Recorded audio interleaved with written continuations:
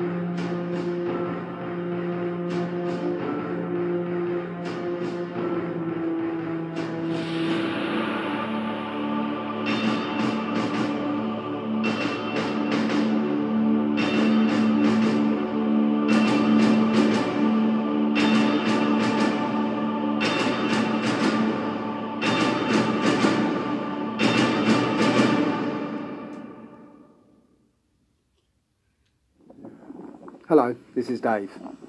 Again, I'm sorry about any wind noise. Somebody asked me if, why would I do a video outside where there's all this wind noise? Well, that's because I will not be locked down. I'm not going to compromise who I am and what I do on the basis of scientism, propaganda and word magic. If the policy enforcers want to come along and try and find me, well, good luck with that one. Because I ain't paying any of their fines. So their only option would be to forcibly, with violence, deprive me of my freedom just because some fat old reptile in Whitehall, who I've never met, who isn't my boss, who I've never consented to be governed by, wants to try and enforce some rule of a society I don't even belong to about a hoax pandemic that doesn't exist.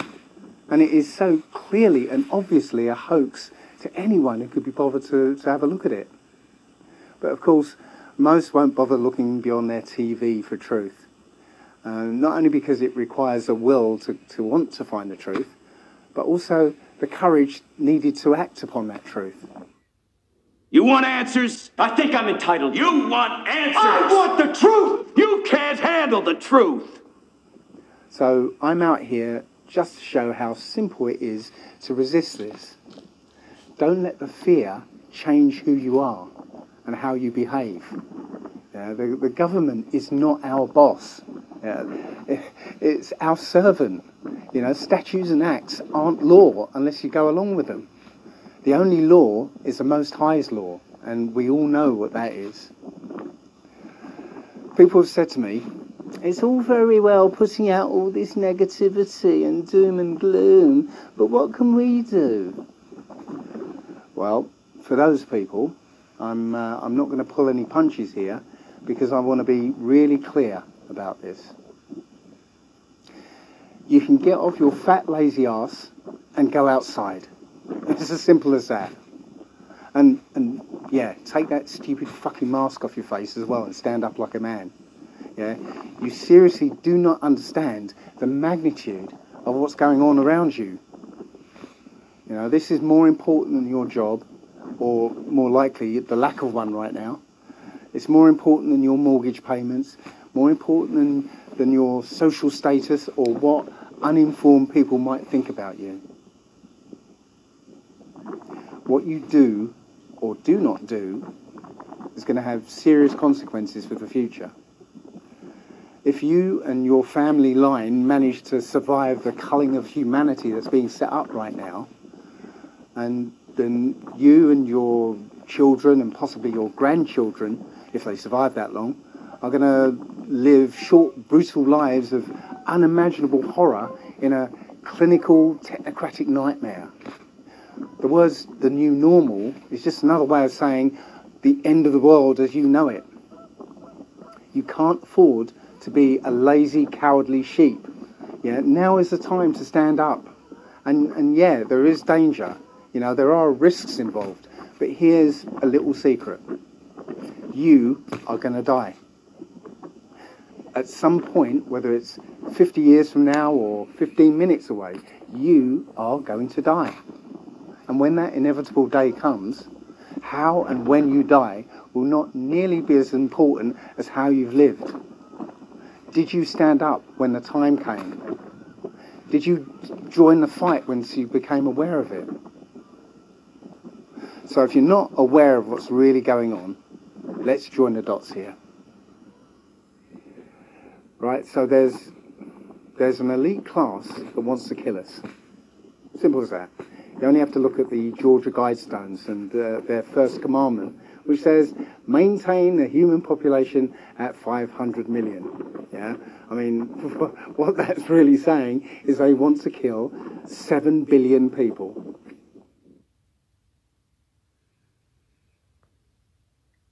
And the thing that'll get us back to the world that we had before coronavirus is the vaccine and getting that out to all 7 billion people.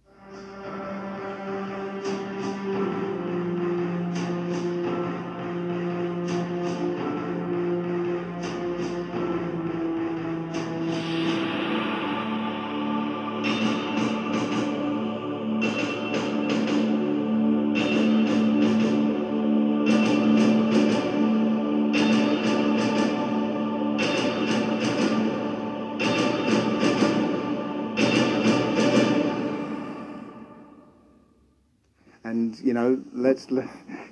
let's be honest about this. Yeah, if these elites really believe that there's too many people, why aren't they saying, well, there are too many people, I might as well go around the back and shoot myself in the head because I'll lead.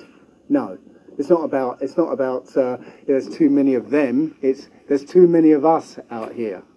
Okay.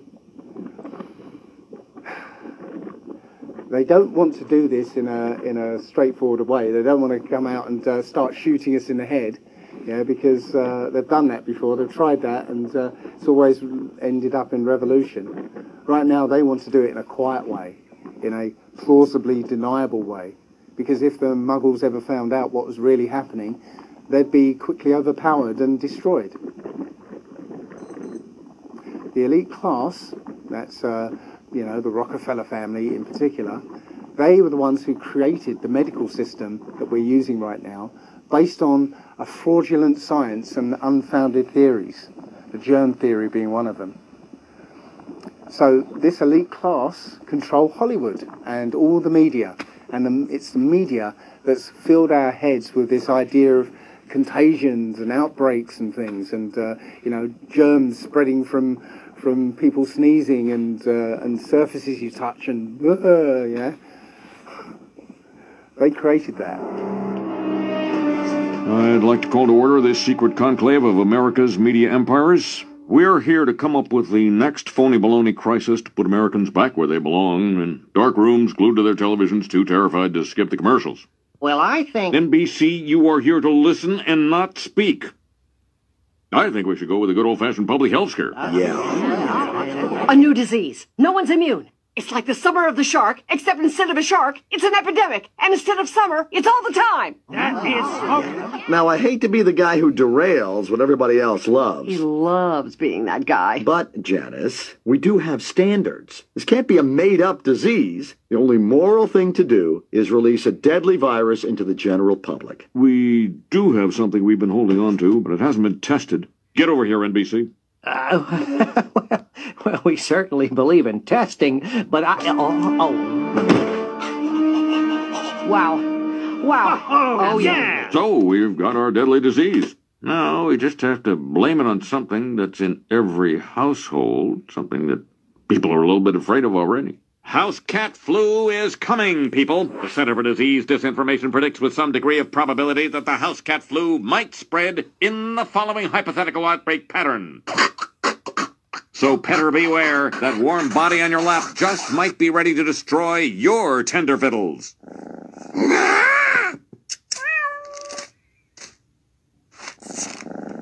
Springfielders are advised to stay tuned for more information if they experience any of the following symptoms: mild thirst, occasional hunger, tiredness at night. It's not real. It's not medically real. You know, it's not the way viruses work. I've said so on many occasions. And behind all this is the Bill and Melinda Gates of Hell Foundation. The Gates family are of that elite class. Bill Gates Sr. was the one who co-founded Planned Parenthood. That's so far murdered over 8.8 million unborn babies. It's all about eugenics, it's all about population control. Bill Gates funded the Event 201, which coincidentally, very precisely predicted exactly what's going on now, this current pandemic. And all the players involved in Event 201, you know, simulating this coronavirus pandemic, are all playing major parts in this, on the world stage, in this coronavirus pandemic. Yeah. What a coincidence, eh? So Bill Gates has said time and time again that he can reduce the population by 10 to 15% using vaccines and reproductive health care. Well, over this decade, we believe unbelievable progress can be made, both inventing new vaccines and making sure they get out to all the children who need them. We could cut the number of children who die every year from about 9 million to half of that if we have success on it. And the benefits there in terms of reducing sickness, reducing the population growth, it really allows the society a chance to take care of itself once you've made that intervention. And the benefits there in terms of reducing sickness, reducing the population growth, But if we go back to the key metrics, which is what the foundation looks at on all its stuff, can we drop the number of children who die per year in half and get the reduction in sickness and population growth that comes with that? That is sort of front of mind all the time. Get the reduction in sickness and population growth that comes with that. That is sickness and population growth that comes with that. That is. We've seen now there's a type of foreign assistance for vaccines or for AIDS treatment that are incredibly effective. These are all about saving lives. And the good news is that as you make those breakthroughs, the population growth in the country goes down. These are all about saving lives. The population growth in the country goes down. The good news is the population growth in the country goes down. Now, the world today has 6.8 billion people. That's headed up to about 9 billion. Now, if we do a really great job on new vaccines, healthcare, reproductive health services, we could lower that by perhaps 10 or 15%. Reproductive health care? What does that even mean? If you look up the word care, one of its meanings is a person or thing that is the object of attention, anxiety, or solicitude. So what he's not saying is he wants to help people to have children. What he's actually saying is he's focused his attention and is anxious about people's reproduction. Which, given the context of what he's saying, means he wants to prevent you from having children. It's the opposite of what it sounds like he's saying, and that's word magic. So he's pushing vaccines, and vaccines have never been tested. They've never been proved to be safe and effective, and have never been shown to affect any disease or any disease progression at any time in history. And they all contain confirmed neurotoxins, formaldehyde, aluminium, mercury, aborted fetal tissue, dead animal tissue, and all sorts of other things. And there was even a court case between the government and I think it's ICANN, this group, and the government failed to prove, when asked, that vaccines do not cause autism. In 1983, when I started medical school, I was taught vaccines were safe and they were effective and give them. But I was not taught about any of the science around their safety or any of the studies around how safety were done. And it wasn't until 1998 that a mother came up to me and said, "Dr. Larry, did you know that there's mercury in vaccines?" And I said, "No, I did not." And as a medical student, I was trained to critically think. If you see an observation, you go after it and try and figure out if there's a question to ask. So instead of just ignoring it, I looked further into the vaccine ingredients. And I found that there were a number of vaccine ingredients that in animal studies were proven to be very dangerous to animals.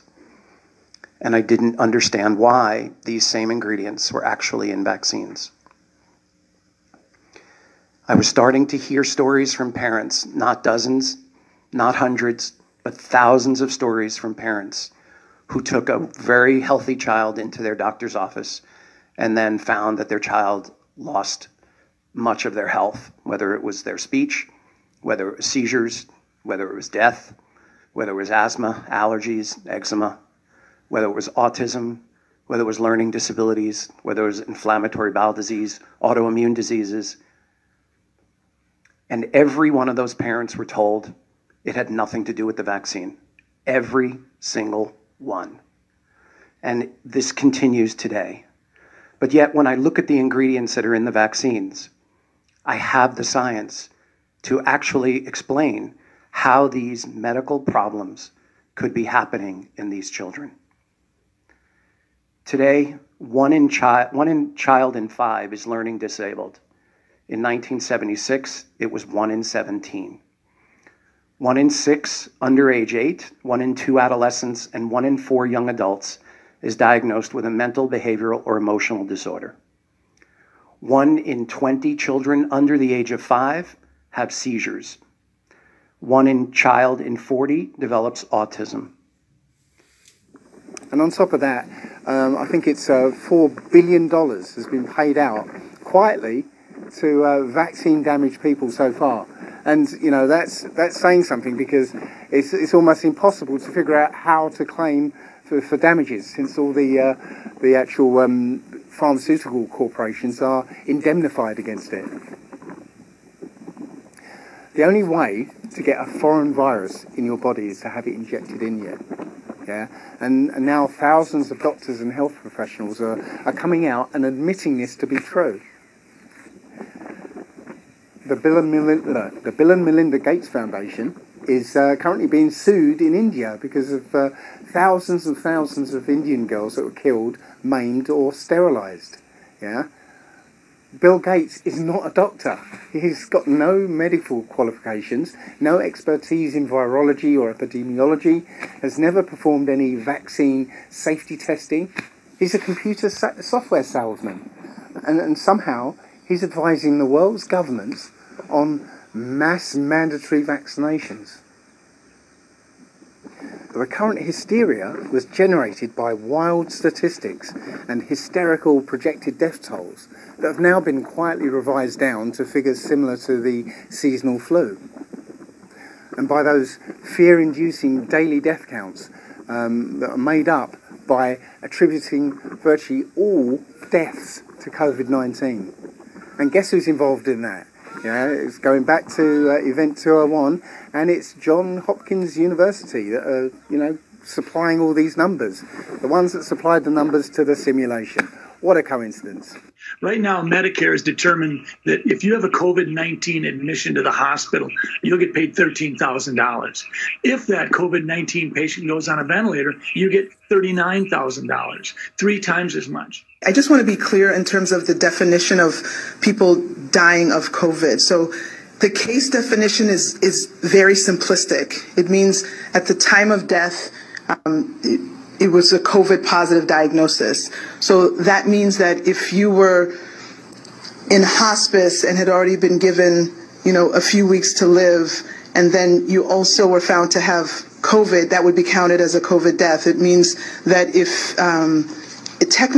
even if you died of a clear alternate cause, but you had COVID at the same time, it's still listed as a COVID death. So everyone who's listed as a COVID death doesn't mean that was the cause of the death, but they had COVID at the time of death. I hope that's helpful.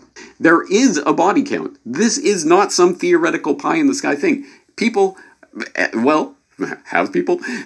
died from a disease. How many people? This should not be a difficult thing to determine. But it is because, of course, that stat continues to change, or the metric by which that stat is calculated continues to change, because it is a calculation. It is an estimation. It is something that is written down on a death certificate by a doctor working on certain guidelines. So here's a prime example of that. You may have seen this very scaremongering headline in recent days. This one, let's take it from The Guardian. It was in the New York Post and elsewhere, but on The Guardian has New York City coronavirus death toll jumps past 10,000 in revised count. Revised count? What does that mean? So as this story goes on to say, New York City has revised its COVID-19 death toll sharply upwards to more than 10,000 people, hitting an important psychological milestone. We're in the 5 digits now, people, and it happened overnight, just like that, because they changed the criteria. With the city now firmly established as being at the heart of the global coronavirus crisis, and it jumped into that top position because of this change. The soaring death toll has been fueled by the adding of 3,778 people who were not tested for COVID-19, but are presumed to have died from it. All right, well, there you go. So this is the criteria that we're using. Well, they probably had it, so let's just add them. And now it's 10,000. Well, there you go. So as you can see, we cannot take these numbers at face value. They are judgment calls. Can you talk about your concerns about deaths being misreported by coronavirus because of either lack of testing or standards for how they're characterized? So I think in this country, we've taken a very liberal approach to mortality. And I think the reporting here has been pretty straightforward over the last 5 to 6 weeks. Prior to that, when there wasn't testing in January and February, that's a very different situation and unknown. There are other countries that if you had a pre-existing condition, and let's say the virus caused you to go to the ICU and then have a heart or kidney problem, some countries are recording that as a heart issue or a kidney issue and not a COVID-19 death. Right now, we're still recording it, and the great thing about having forms that come in and a form that has the ability to mark it as COVID-19 infection, the intent is right now that if someone dies with COVID-19, we are counting that as a COVID-19 death. Let's underline this point for the heart of thinking. That number that's being flashed on your TV screens and on the front pages of newspapers and on websites every single day that is being flashed in front of you, the number of deaths, the number of bodies that's being piled up, is a padded number. It is being generously added to by a generous classification that anyone dying with COVID-19 is dying of COVID-19, not a trivial distinction, and not some fancy flight of conspiracy theorizing. It is being admitted to by the officials in charge of doing this themselves. Professor Walter Ricciardi, advisor to Italy's health minister, explained this, the Italian incredible number of deaths being reported, was caused by the generous way the Italian government handles death certificates. The way in which we code deaths in our country is very generous in the sense that all people who die in hospitals with the coronavirus are deemed to be dying of the coronavirus. They go on to talk about Germany. On March 20th, the president of Germany's Robert Koch Institute confirmed that Germany counts any deceased person who was infected with coronavirus as a COVID-19 death, whether or not it actually caused death. Ireland, Northern Ireland's HSC Public Health Agency is releasing weekly surveillance bulletins on the pandemic. In those reports, they define a COVID death as individuals who have died within 28 days of first positive result, whether or not COVID-19 was the cause of death. They're openly admitting it. And one of the craziest actually comes out of England, where this article notes, NHS England's Office of National Statistics releases weekly reports on nationwide mortality. Its latest report, at the time of this article, week 12, March 14th to 20th, was released on March 31st and made special mention of COVID-19, explaining they were going to change the way they report the numbers in future. The ONS system is predicated on the registration of deaths, meaning they count not the number of people who die every week, but the number of deaths registered per week. This, naturally, leads to slight delays in the recording of numbers, as the registration process can take a few days. However, with coronavirus deaths, since it's a national emergency, they are now including provisional figures, which will be included in the dataset in subsequent weeks. This leaves them wide open to, either accidentally or deliberately, reporting the same deaths twice, once provisionally and then once officially a week later.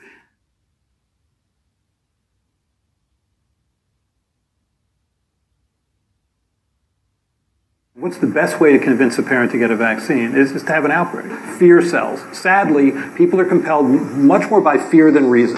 The lockdown is happening in your mind. The lockdown happens because there is mass compliance with it, because people believe these numbers unquestioningly, these numbers that are clearly and admittedly being fudged and manipulated and finessed and generously coded and all of the other words that they use to describe the cooking of the books that's going on right now, because people believe in that narrative that is being forced on us on the back of those manipulated numbers. They will self-quarantine and self-isolate and do all of the things, do anything that the government says. Oh, I needed an immunity passport now? Okay.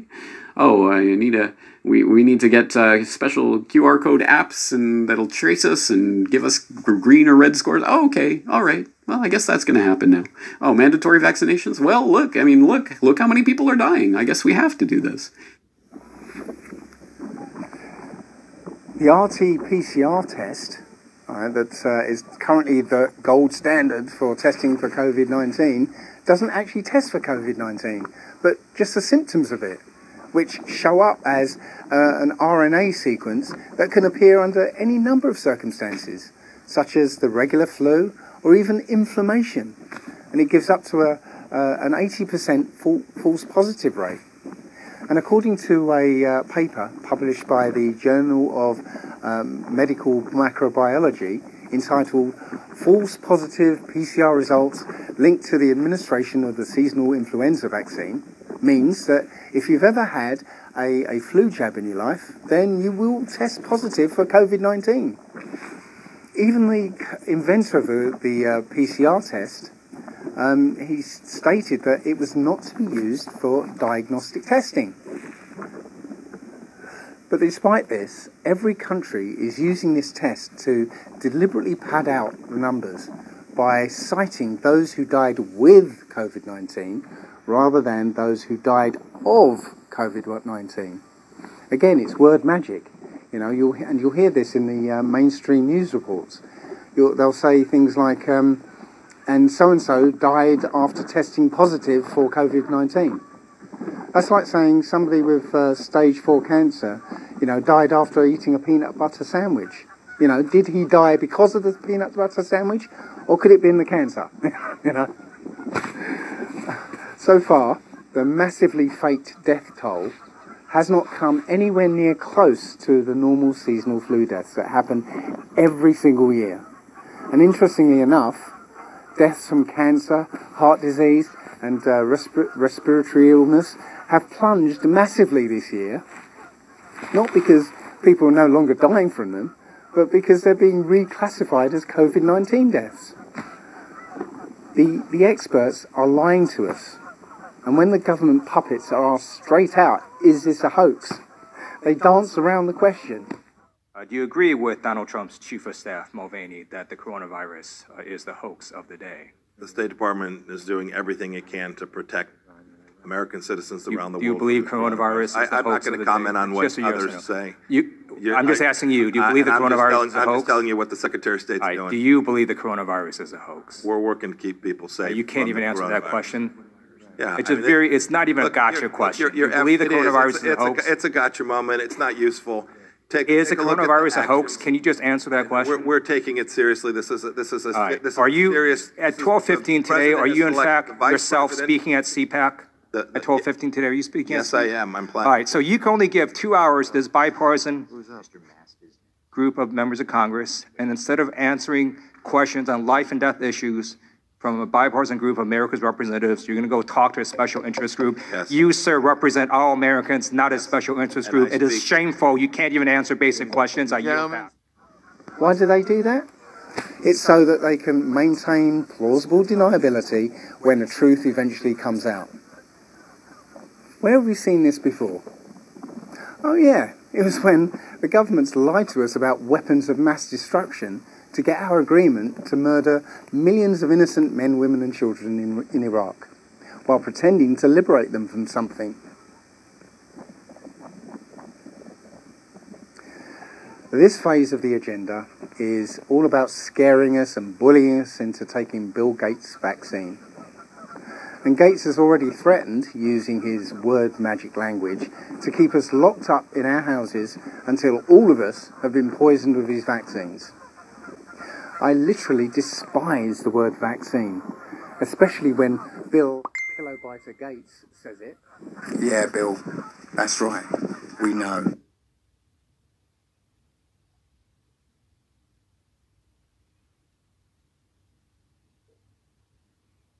She had man hands. Man hands? The hands of a man.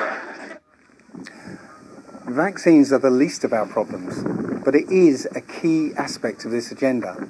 So while you're off, in lockdown, stop watching the television.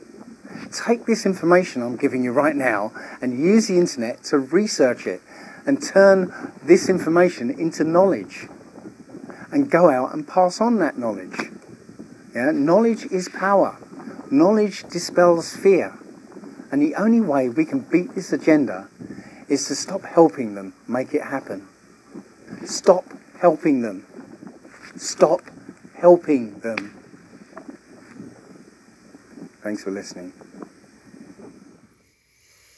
Thanks very much, Dave Murphy. I wish we could settle this the old-fashioned way. Mr. Gates, I find you and your colleagues morally reprehensible, and I challenge you, sir, to single combat. Hey, thanks very much yet again, Dave Murphy. And he is also an activist and doing things right now. This has been Allegedly Dave. You are the resistance. Stay strong. Yay! Thanks very much for that.